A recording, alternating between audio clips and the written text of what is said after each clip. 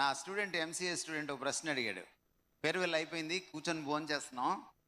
జనరల్గా క్లాస్ రూమ్లో క్రైస్ట్ గురించి, నేను దేవుడి గురించి ఎప్పుడు చెప్పను, but they know that I'm a Christian.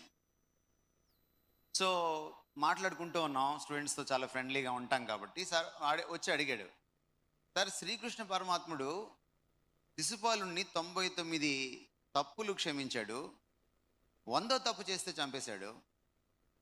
యేసు ప్రభు ఏంటి సార్, ఎన్ని తప్పులైనా క్షమిస్తాడు, ఎందుకని అని అడిగాడు. ఒక హిందూ,